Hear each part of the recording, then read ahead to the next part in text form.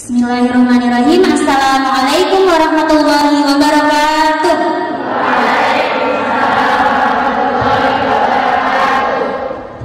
Innal hamdalillah nahmaduhu wa nasta'inuhu wa nastaghfiruh wa na'udzu billahi min shururi anfusina wa min sayyiati a'malina. May yahdihillahu fala mudilla lahu wa may yudlil fala hadiya lahu. Asyhadu an la ilaha illallah wa asyhadu anna Muhammadan abduhu wa rasuluh la nabiyya ba'da. Salawat serta salam semoga selalu tercurahkan kepada junjungan Nabi besar Muhammad sallallahu alaihi wasallam beserta keluarga, sahabat serta kerabatnya di akhir zaman. Da'auni u'linukunna tartibal barnamij fi hadas sabah. Kita buka acara ini dengan bacaan basmalah bersama-sama. Bismillahirrahmanirrahim. Selanjutnya acara yang kedua yakni pembacaan ayat suci Al-Quran. Di ukhtina Ustazah Khairul Nisa faltatafadhal 'alaiha mashkura. A'udzu billahi minasy syaithanir rajim.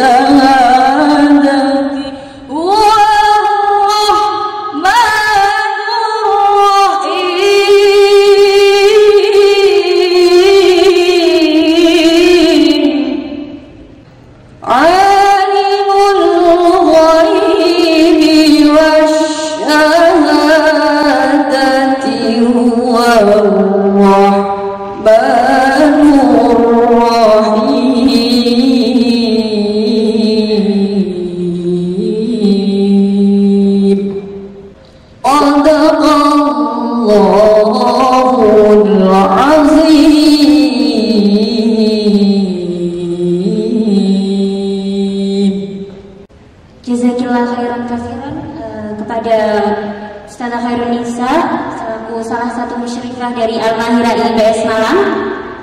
Baik, sangat berbahagia sekali pada pagi hari ini kita sudah bersama dengan narasumber kita yaitu Ustazah Mayana kita LCMA. Izinkan saya untuk membacakan kurikulum kita beliau. Jadi nama Beliau adalah Ustazah Maya Novita LCMA, alamat di perumahan Emergency nomor 1 Tunggul Hulu, tempat tanggal lahir Aceh Timur 23 Mei 1973. Kemudian beliau bekerja di Raudatul Quran. Beliau sekarang menjabat sebagai Direktur Raudatul Quran, Sekolah Tahfidz Anak dan Balita. Pendidikan beliau S2 Al-Azhar University Kairo, Insyaallah. Kemudian beliau berpengalaman dalam organisasi. Yang pertama, beliau adalah Ketua FUMM, kemudian Ketua Yayasan Ihyaul Quran. Beliau juga pembina Yayasan Najmul Quran. Kemudian beliau founder Sekolah Ibu, pembina Madrasah Quran, serta pembina Joyful Roms Sirop. Sangat berbahagia sekali kita dapat bertemu langsung dengan beliau. Pagi ini untuk kajian pada hari ini kita mengangkat tema tentang keutamaan menghafal Al-Quran. Berbicara tentang Al-Quran, tentu saja kita sangat ingin menjadi seorang penghafal Al-Quran. Apalagi kita mengetahui tentang keutamaan menghafal Al-Quran. Baik, Ustazah Maya, pada kesempatan kali ini kita sambut Ustazah Maya Novita LCMA. Kepada beliau kami persilahkan. Saya mohon izin berdiri ya. Bismillahirrahmanirrahim. Assalamualaikum warahmatullahi wabarakatuh.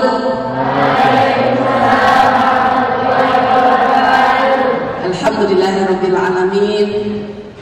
Allahumma shalli ala sayyidina Muhammad wa ala alihi wa ashabihi wa barik wa sallim. Walhamdulillahirabbil alamin. Hari ini tanggal 12 Rabiul Awal, Ustazah ajak kita berselawat dulu ya. Ya, tadi Ustazah mengucapkan Allahumma sholli ala sayyidina Muhammad. Masih lupa belum menjawab ya. Allahumma sholli wa sallim alaihi. Sekali lagi ya. Allahumma sholli ala sayyidina Muhammad wa ala alihi wa ashabihi wa barik wa sallim wa man tabi'ahum bi ihsani ila yaumiddin. Semoga selawat, keselamatan, kesejahteraan, wasilah wal fadilah disiapkan oleh Allah dan bisa dicapai oleh junjungan besar kita Nabi Muhammad sallallahu alaihi wasallam. Yang saya hormati, sama-sama kita cintai Ustazah Bunda Fenty dan ibundanya Bunda Fenty juga sebagai sesepuh di pesantren kita di Pondok IIBS ya, International International Islamic Boarding School Mahiran. Yang saya hormati Ustaz pimpinan pesantren Ustaz Wahyu, tadi ada Ustaz kenal juga saya lihat ya, mohon maaf belum kenal semua, dan Ustazah Musrifah yang dirahmati oleh Allah. Bersyukur sekali. Oh iya, saya dikabarkan juga ada wali murid ya ikut dengan kajian kita pada pagi hari ini di rumah masing-masing. Tadi saya waktu duduk tadi terketik dalam hati ibu-ibu yang di rumah, mohon maaf ya, ini saya agak suuzon ini. Jangan-jangan beliau masuk ke ruangan Zoom atau YouTube ini kepengennya melihat anak-anak gitu loh. Ya, tidak disorot ya juga anak-anak. Alhamdulillah anak-anak baik-baik ibu-ibu. Saya lihat pancaran mukanya, pancaran wajahnya menunjukkan optimis, menunjukkan kebahagiaan. Semoga apa yang kita niatkan, apa yang kita doakan semua diijabah oleh Allah, dimudahkan oleh Allah Subhanahu wa taala. Adik-adik, anak-anakku yang saya cintai, sehat semuanya? Sudah betah semuanya? Sudah betah semuanya? Itu dari dengar sama sama mamanya ya, sama papanya, sama umi abinya. Alhamdulillah sudah betah semuanya. Ustazah bersyukur sekali hari ini dipertemukan oleh Allah oleh orang-orang pilihan. Ya, kenapa Ustazah katakan orang-orang pilihan? Karena Ustazah yakin kita semua yang sudah hadir di sini, insya Allah sudah memilih jalan hidup kita menjadi apa? Ya, ada beberapa. Di antaranya yang pertama, kita berharap kita menjadi generasi yang robbani. Benar? Apa artinya generasi yang robbani?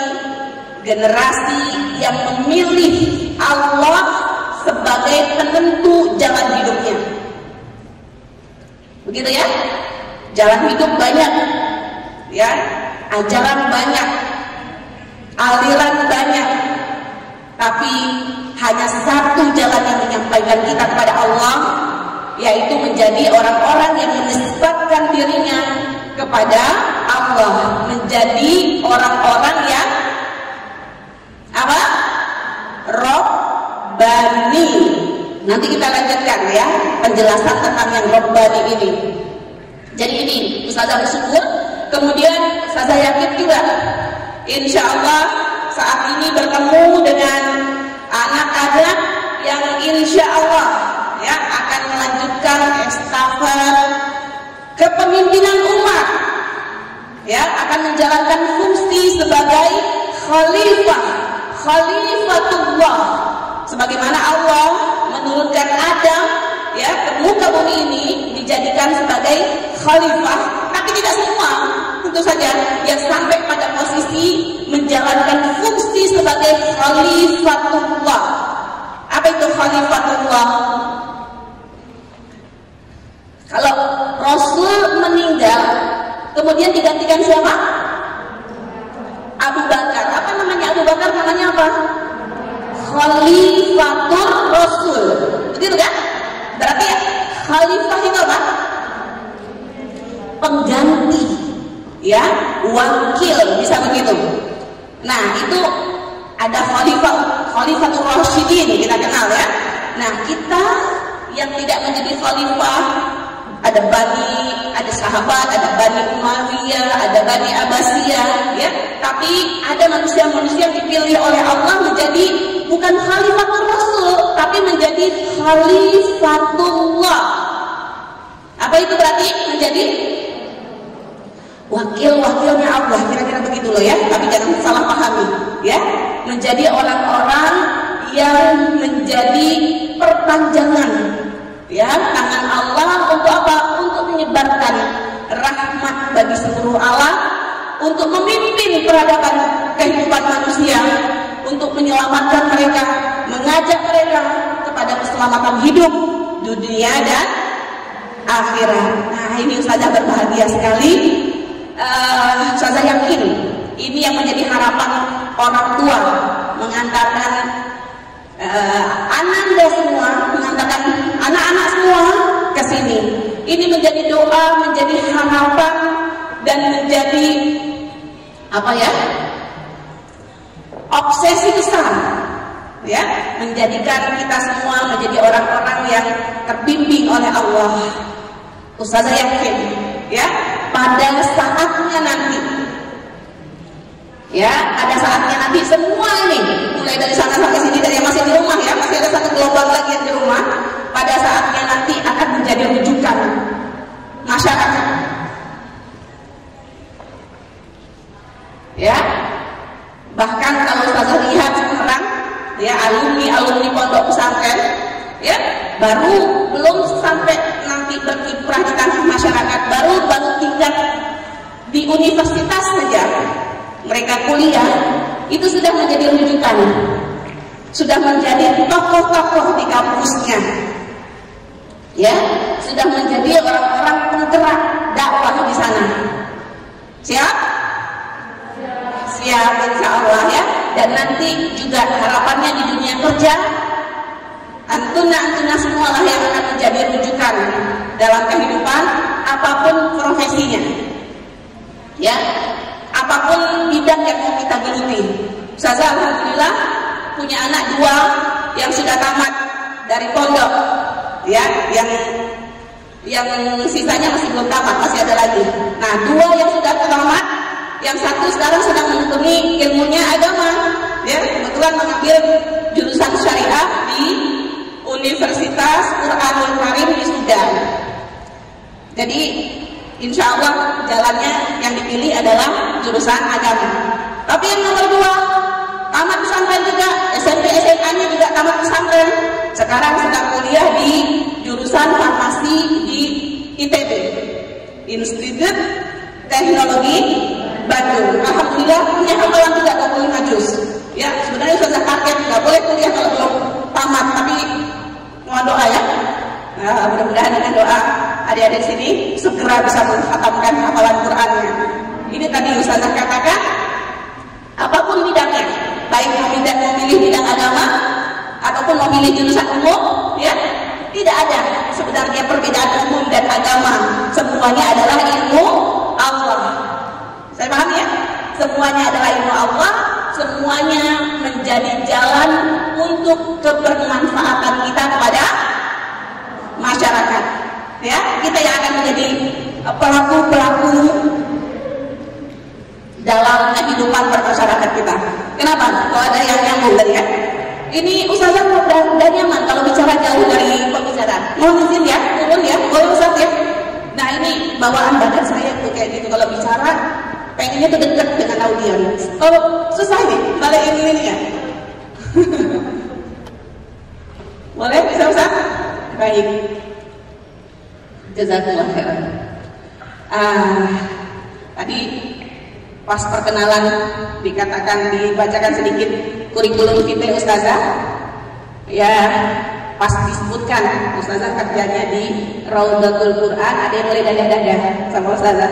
Karena Ustazah punya, mana Salsa ini ada ya? Salsa mana? Oh, Salsa belum masuk. Kirain Salsa sudah, jadi baru ada Alia saja. Alhamdulillah ya. Kemarin bawa tamunya berapa juz? Gak mau dijawab ya. Alia, tanda-tandanya Ustazah ketinggalan ya. Kalau Salsa, alhamdulillah punya bekal 11 juz masuk ke sini. Ya, tapi tentu saja masih harus diulang ya, masih harus dimurojaah lagi. Nah, alhamdulillah adik-adik yang dirahmati Allah, Ustazah masuk ke materi sekarang ya. Masuk ke materi apa materi kita hari ini? Keutamaan menghafal Al-Quran. Ada yang masih belum semangat di Al-Quran? Oh, sudah tidak ada lagi nih hari ini. Berarti saya tidak usah siap materinya. Sudah semangat juga? Oh, sudah, alhamdulillah. Berarti apa yang dikhawatirkan Ustazah ya, nggak benar tadi ya. Semuanya sudah sepakat. Alhamdulillah. Ya, mudah-mudahan kajian kita pada pagi hari ini menambah, gitu ya. Dan tambah saja. Berarti insya Allah nggak lama ya dari kita. Baik. Adik-adik, anak-anak yang saya cintai, saya mulai ya dari satu ayat. Bal, Bismillahirrahmanirrahim. Bal huwa ayatun bayyinat fi suduril ladina utul ilm. Quran surat Al-Ankabut. Anak Ustazah insyaallah hafal itu yang kecil. Bal huwa ayatun bayyinat. Ya, apa itu Al-Quran misalnya ya? Jadi kalau ada pertanyaan, apa sih Al-Quran itu? Yang mana sih Al-Quran itu? Ada yang bisa jawab nih? Mbak yang SMA? Ada yang mau jawab? Enggak mau? Ada yang di sebelah sini? Belum ada yang mau jawab? Bal huwa, boleh, kalau mau jawab boleh. Bal huwa ayatun bayyinat. Allah katakan, ya, sesungguhnya atau tidak lain, Al-Quran itu adalah ayatun bayyinat. Dia adalah ayat-ayat. Fokus ke Ustazah aja. Itu dari Marusin. Ayat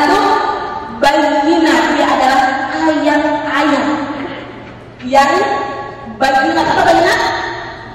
Yang nyata, yang jelas. Paham ya? Yang gamblang seperti itu loh. Al-Quran itu dia adalah ayat-ayat yang nyata, yang jelas, yang adanya dia di suduril ladina utul ilm, yang dia berada di sudur, berada di dada, dia berada di dalam hati, di dalam sanggar orang-orang yang diberikan oleh Allah ilmu. Paham ayatnya? Paham? Coba ustazah kita, sahabat-sahabat kita ngartikan. Bal huwa ayatun bayyinah. Sesungguhnya dia adalah ayat-ayat yang jelas, ayat-ayat yang nyata. Fi suduril ladina utul ilm, yang berada di dalam hati, di dalam sanubari, di dalam jiwa, boleh juga orang-orang yang diberikan oleh Allah ilmu pengetahuan. Dari ayat ini, anak-anak ustazah yang saya cintai, ustazah dari kemarin, dengerin penjelasan ayat ini, ya, dari beberapa orang syekh. Sengaja ustazah mengkaji betul. Ya, alhamdulillah, memang bersyukur sekali kalau kita dapat kesempatan bicara, kita akan belajar. Ya, itu yang membuat kita belajar. Pepatah Arab mengatakan laisal ilmu bitta'allum walakinnal ilma bitta'lim. Ilmu itu justru kita dapat itu bukan dengan belajar, tapi dengan mengajarkan. Ya, jadi ustazah minta, ya, ingatkan betul dalam hati, aku harus sampai pada tarapan nanti sebagai apa? Pengajar. Karena khairukum man ta'allama al-Qur'an wa 'allamahu. Sudah hafal semua ini? Sebaik-baik aktivitas di muka bumi. Itu artinya. Ya, sebaik-baik aktivitas di muka bumi ini adalah orang yang belajar dan orang yang mengajarkan. Kalau sampai saat ini, ya, semua anak-anak ustazah ini baru tahap belajar, ya, kita berharap kita tidak berhenti sampai di sini, kita harus sampai nanti pada tarapannya kita sebagai yang mengajarkan. Oh, tapi aku mau jadi businesswoman ustazah, atau aku mau jadi apa? Diplomat, atau aku mau jadi terserahlah apa saja ya, dokter dan sebagainya. Bisa nggak diplomat, dokter, pebisnis yang kemudian juga menjadi guru Al-Quran? Bisa? Harus bisa. Ya, karena ternyata profesi yang paling bagus itu adalah profesi pengajar Al-Quran. Ya, ada tulisan bagus, ustazah senang ya lihat di profilnya salah satu ustazah yang ngajar di sekolah ustazah, ya, dia berkata, ya, profesi utamaku adalah guru Al-Quran, seperti itu. Minimal pada anak-anak, ya, tapi harapan kita bisa mengajarkan sebanyak-banyaknya orang Al-Quran. Baik, tadi sudah saya katakan sudah belajar ayat ini tadi, Quran surat Al-Ankabut tadi. Ada yang sudah hafal ayatnya? Bal, ayo, siapa yang hafal? Tunjuk tangan.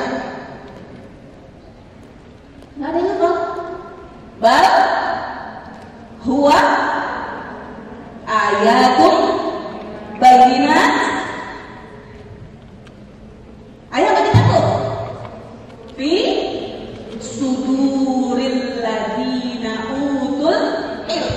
Ya, ayat ini anak-anak ustazah semua yang saya cintai, ini kemudian mengajarkan kepada kita umat Islam bahwa ada satu proyek besar yang Allah amanahkan kepada umat Islam, dan ini menjadi keistimewaan umat Islam sekaligus juga keistimewaan kitab suci kita sebagai umat Islam. Apa dia proyeknya ini kira-kira? Proyek menghafal Al-Quran. Karena ternyata Al-Quran itu apa yang ada di mushaf kita atau apa yang ada di dalam dada kita? Al-Quran itu tadi kata Allah, sesungguhnya dia adalah ayat-ayat yang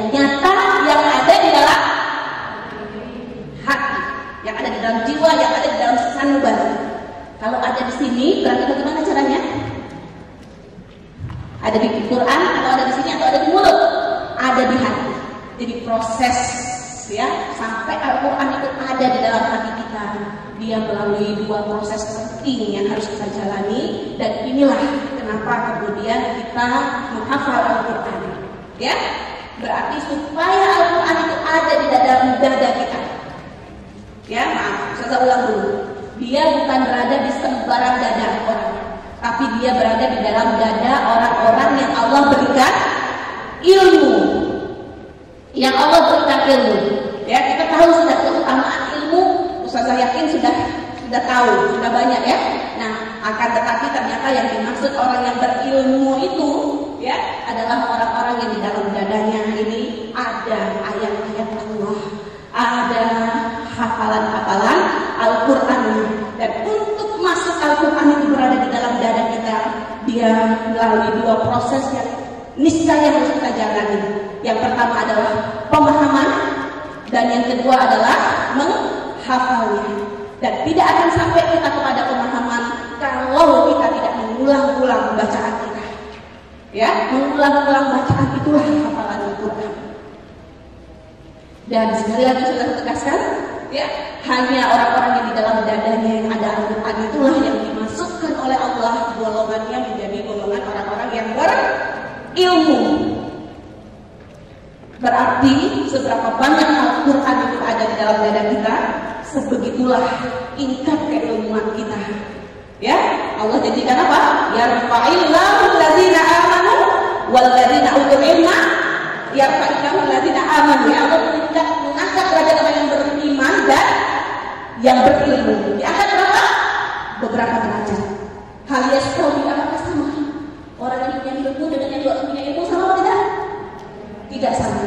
Perbandingan orang yang punya ilmu dengan yang tidak punya ilmu, kata Rasulullah, seperti perbandingan aku, kata Rasulullah, ya, dengan orang yang paling rendah dari kalian. Kita tahu bagaimana kualitas ya Rasulullah SAW. Tidak pernah habis buku-buku yang mengarang tentang kehidupan Rasulullah dari semua sisi kehidupan. Beliau adalah pemimpin ideal. Beliau adalah apalagi panglima perang. Beliau adalah pebisnis, bukan?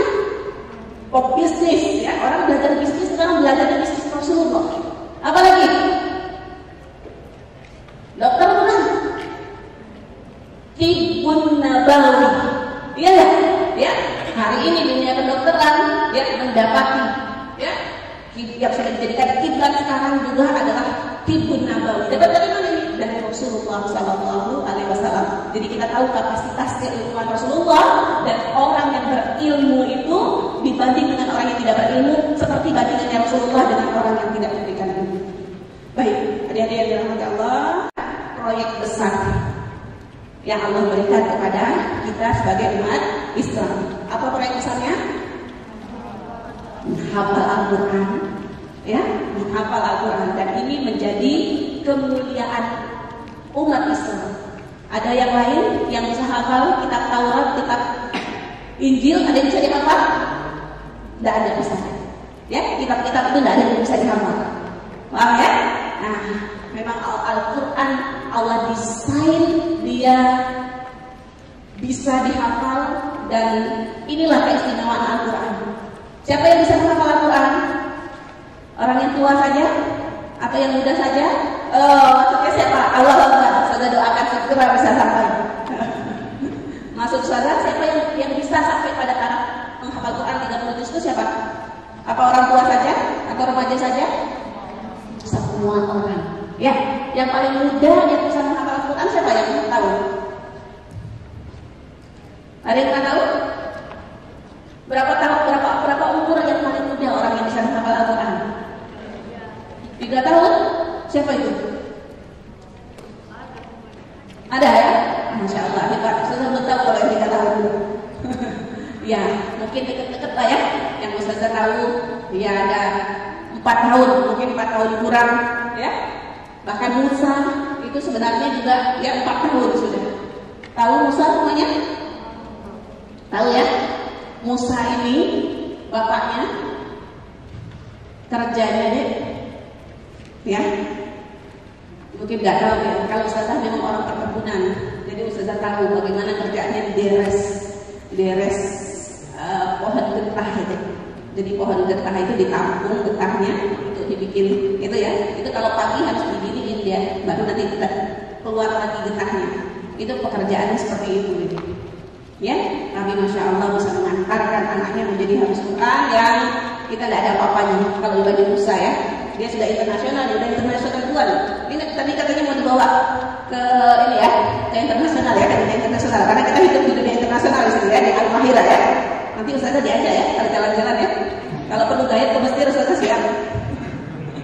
Bercanda. Baik, ustazah alhamdulillah tamat dari Darun Najah waktu itu, ya melanjutkan S1 dan S2 di Al-Azhar. Semoga nanti semuanya juga ya yang memilih jurusan agama ya bisa melanjutkan sekolah yang maksimal, ya menekuni agama yang maksimal. Baik, adik-adik yang dirahmati Allah, jadi kiprah yang besar ya umat Islam. Dan dengan inilah Allah memuliakan. Dengan inilah Allah mengangkat umat Islam. Kenapa? Dengan Al-Quran, dan bukan Al-Quran sembarangan ya. Al-Quran yang kemudian bisa berada di dalam dada kita. Artinya apa? Al-Quran yang bisa kita hafal. Bukan sekedar hafal yang berada di mulut, tapi dihafal dengan pemahaman ya, sehingga dia berada di dalam sanubari kita. Nah, di sini Ustazah melanjutkan. Ini yang pertama tadi. Semoga bisa dipahami ya. Sekarang Ustazah lanjutkan di tingkatan yang kedua. Ada yang pernah baca buku manajemen waktu nggak? Nggak ada. Apa ya? Buku apa ya jadinya? Atau ada nggak yang pernah baca misalnya bagaimana mengatasi rasa bosan gitu? Makalah juga boleh. Ada? Saya senang sekali. Pernah ya? Apalah? Atau apa lagi yang pernah baca? Coba saya tanya. Pernah baca tulisan apa? Singkat aja boleh. Apa coba? Kok kamu gini sih? Ini karena banyak ustaz. Kalau nggak banyak ustaz, pokoknya. Ketua kelasnya mana nih yang kelas SMA? Mana ketua kelas? Itu? Bukan yang mana? Ini? Udah baca buku? Ayo. Baca buku apa aja atau makalah apa? Ayo coba. Gak tahu. Baik, ya sudah masalah. Gini loh, yang saya ingin sampaikan. Kalau tadi pernah baca tulisan ya tentang apa tadi maksudnya? Mengusir rasa galau. Gak ada yang pernah baca itu. Bagaimana menjadi pribadi yang sukses misalnya gitu. Baca ya. Ya, ustazah dulu itu ingat banget. Tingkat SMA. Ya, memang bukan kelas 1, mungkin udah kelas 2, kelas 3. Ya, ustazah merasakan seperti yang ditulis dalam satu buku. Ada buku dulu, kayaknya sekarang nggak tahu saya dapat lagi ya. Seandainya buku itu ya, atau bukan seandainya, ibaratnya buku itu sepotong pizza gitu. Suka pizza nggak? Suka ya, sama kita. Ya, jadi kalau melihat pizza itu pasti hilang yang suka ya. Nah, hilangnya orang yang suka ilmu lihat buku itu mirip-mirip lah kalau kita lihat pizza. Dan misalnya kita SMA sudah merasakan begitu ya, sama teman sudah suka sekali baca tentang buku-buku Imam Ghazali. Kalau lihat buku Imam Ghazali itu Imam Ghazali begitu ya, jadi harus banyak baca. Baik, saya ulang, kalau kita pernah baca masalah tentang tadi ya, bagaimana mengusir rasa galau. Baca buku itu buat apa sih? Nah, pasti karena kita pengen berubah kan? Kita nggak mau jadi orang galau, kita pengen bisa mengeluarkan diri dari rasa galau, gitu ya? Nah, begitu juga. Tadi kalau kita baca tentang manajemen waktu, bagaimana mengatur waktu. Semua orang dikasih waktu sama nggak? Sama? Ada orang yang waktunya 24 jam bisa dipakai ngurus negara.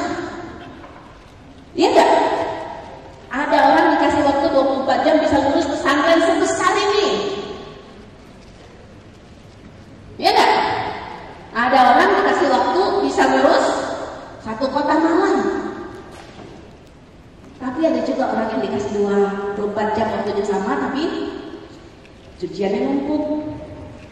Ada nggak? Oh, di sini nggak nyuci ya? Nggak apa-apa kalau ngafal Quran nggak nyuci nggak apa-apa. Nah, yang penting ngafalnya Quran gitu.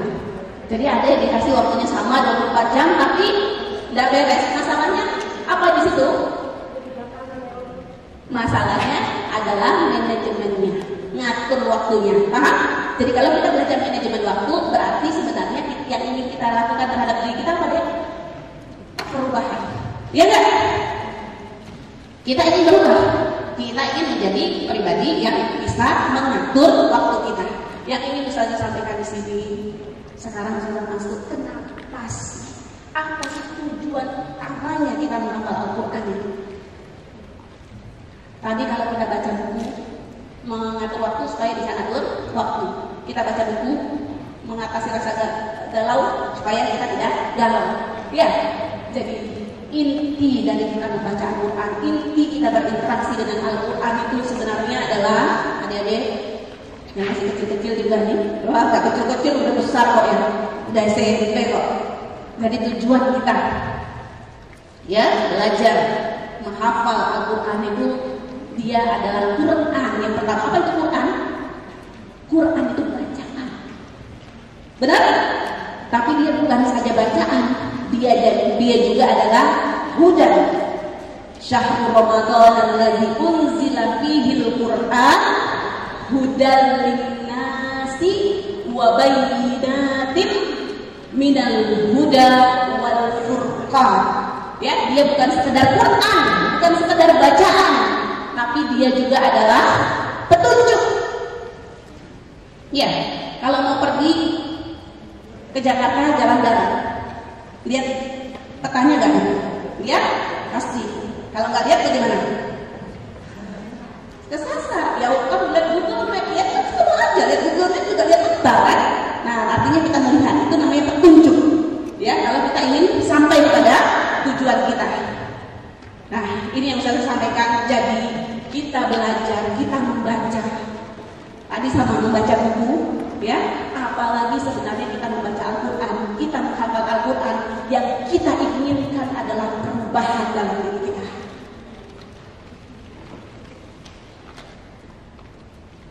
Apa yang kita inginkan? Perubahan dalam diri kita. Ya, saya dapatin ya, banyak sekali nasihat para ulama, nasihat ahli tafsir, ya, yang menyatakan demi Allah, setiap ayat yang kita baca, setiap ayat yang kita hafal, setiap ayat yang kita pahami, sungguh dia bisa merubah hidup kita. Percaya? Kalau tidak percaya dengan Al-Quran, terus mau percaya pakai buku apa? Gitu ya. Tadi kan supaya nggak galau, baca buku kan? Cari nih gimana sih biar nggak galau gitu. Apalagi tadi, kok suka ini ya? Kok suka banyak masalah ya sama temen? Nah, itu harusnya cari ilmu itu kalau begitu. Paham ya? Kok aku kok begini ya? Orangnya kok malas ya? Kok nggak semangat ya gitu? Harusnya kita cari ilmu. Nah, kita cari ilmu kita itu kemana? Kita tuh pengen berubah. Ya, manusia itu sifatnya begitu. Sudah? Mana? Pokoknya ilmu itu ada di mana? Ada di dalam Al-Quran. Dan yang menariknya sekali ini, paling menarik bagi Ustazah dalam Al-Quran, tentunya banyak yang lain yang menarik ya. Pernah nggak kalau baca buku, di depan bukunya ditulis begini, buku ini sudah sempurna, tidak perlu direvisi, tidak perlu ada tambahan lagi gitu. Ada nggak buku yang begitu kira-kira? Nggak ada. Ya, kalau nggak percaya nanti lihat kalau buku gimana, ya di pengantar penulis atau di mana, lihat deh. Coba dicek nanti saya lihat. Persilahkan. Pasti semuanya penulisnya bilang buku ini belum sempurna. Iya kan? Buku ini saya menerima saran, menerima kritik. Kenapa? Saking dangkalnya ilmu manusia. Tapi apa kata Allah dalam Al-Quran? Dzalikal kitabul la raiba fi Inilah kitab Al-Quran yang tidak ada keraguan di dalamnya. Hudan, dia menjadi petunjuk, dia menjadi pelajaran, ya, dia menjadi energi, dia menjadi ilmu bagi orang-orang yang siapa? Bertakwa. Coba sekarang saya minta pegang pinggul ini pundak teman yang sebelah kanan. Mbak, jangan ngantuk dong. Kasihan tuh ustazahnya. Sudah, balik lagi ke kanan kiri. Mas, kalau kata Mas ya. Mas, jangan ngantuk tuh Mas. Itu ilmunya bermanfaat itu. Iya, sudah. Masih kurang? Mau dipijit? Nanti sesi yang kedua yang pijit ya. Sudah ada yang rahmati Allah. Poin pertama apa tadi? Yang pertama saya katakan tilka ayatul bayyinat. Apa poinnya tadi yang pertama itu? Proyek menghafal Al-Quran ya. Itu yang poin pertama yang kita sahir. Umat Islam punya proyek besar dalam kehidupannya. Ya, menghafal kitab sucinya sehingga bagaimana kitab suci itu ada di dalam dada kita. Ini proyek kita bersama. Ya, siapa yang paling banyak mendapat, dialah yang paling banyak mendapat ilmu, dialah yang paling ditinggikan oleh Allah derajatnya. Dan sebaliknya, bukan terus kalau nggak dapat nggak apa-apa. Sebaliknya siapa yang nggak dapat dia dihinakan. Begitu ya? Ini harus paham nih. Jadi Al-Quran itu dalam hadis dikatakan dengan ayat ini Allah meninggikan kaum, dengan Quran ini juga Allah menghinakan kaum. Jadi kalau ada kaum hina, siapa yang menghinakan dia? Al-Quran. Artinya karena jauhnya dia dari Al-Quran itulah yang menjadikan dia hina. Sudah? Itu poin pertama. Poin kedua apa? Apa? Poin kedua tadi tuh, kita kalau baca buku mau ngapain sih? Mau berubah. Sudah? Jadi kalau kita baca Al-Quran, kita berhafal Al-Quran, itu karena kita ingin berubah diri. Ya, hafalkanlah Al-Quran, maka akan berubah hidupmu. Mau hidupnya berubah? Ya, alhamdulillah. Alhamdulillah. Ustazah gak ada yang bilang, oh udah Ustazah udah baik begini, apalagi yang harus berubah. Oh, kalau ada kayak gini bahaya hidup. Ya, Allah katakan wala tazakku bi anfusikum, jangan anggap bersih diri kamu. Ya, banyak ayat-ayat Al-Quran yang mengatakan kelemahan kita sebagai manusia. Di antara kelemahan manusia itu lam yajid lahu azman, enggak punya motivasi. Wa nasiya, mudah lupa. Apalagi khuliqa halu'an, dia diciptakan suka berkeluh kesah. Innal insana yuhibbunal ajilah, sukanya buru-buru, pengennya apa-apa instan, pengennya apa-apa cepat. Bagus gak itu pribadi gitu? Nggak bagus, itu sebuah yang sifat-sifat yang jelek ya, yang kita berharap kita bisa berubah. Apa yang bisa membuat kita? Ustazah minta ya, dibikin kuat ini ya, kalau ingin berubah ya, ubahlah dirimu dengan Al-Quran. Hanya Al-Quran yang bisa merubah dirimu. Paham? Kalau mau lagi ya, setiap ayat yang kita baca ya, tapi tadi ya bukan sekedar dibaca, dia harus sampai di dalam dada. Proses untuk sampai di dalam dada bagaimana? Dipahami dan dihafalkan ya. Setiap ayat yang kita pahami, setiap ayat yang kita hafal, dia akan berubah diri.